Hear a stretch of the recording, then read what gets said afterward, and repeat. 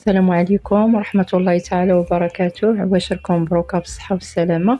ان شاء الله غنحضر معكم واحد الحلوى اللي سهلة تقدروا تحضروها في هذا العيد ان شاء الله. بالنسبة لهاد الحلوى كنحتاجوا ليها، كناخذ واحد الاناء كنوضعوا فيه 60 غرام ديال الزبدة تكون لينة. وبالنسبة للزبدة كننصحكم تاخذوا ديال العبار، زبدة حيوانية وما فيهاش كمية كثيرة، 60 غرام. هادي فيها واحد البنه زوينه. كنضيفوا ليها 70 غرام ديال السكر سنيده حبيبات، تقريبا نص كاس ديال العنبه، واحد الساشي د الفاني، واحد الرشه ديال الملح.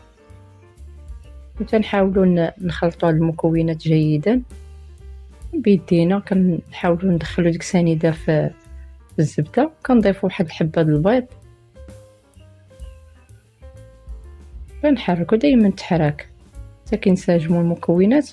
كنضيفوا كاس ونص ديال الزنجلان اللي حمرته وما طحنتوش، ما مطحونش،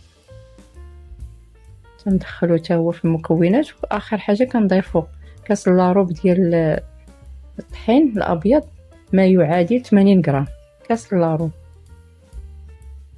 صافي كنحاولوا ندخلوا ديك الطحين في هذيك المكونات حتى كينسجموا مزيان. واخر حاجه كنضيفوا معلقه صغيره ديال خميره الحلوى، تقريبا نص علبه، نص ساشيه. صافي تنحركو. هاد الخليط راه كيجي كيتلصق. تنوضعوه في المجمد بماوس، وجدنا الطاوه ودرنا ليها ورق الطهي كما كتشوفوا في الفيديو. راه كنكوروهم كويراتها بالمعلقه، كناخذوا معلقه وكنحاولوا نديروا كويرات صغار كما كتشوفوا، راه صغيورين بزاف وما كنبسطوهمش، راه كنخليهم بحال هكا. كنكملوا الكميه اللي عندنا. صافي الفران ديجا سخنته من قبل، كندخلوا الطاوات كنقصوا عليهم، كنقصوا على العافيه حتى كيطيبوا داغي واحد 10 دقائق، الا كثروا 15 دقيقه.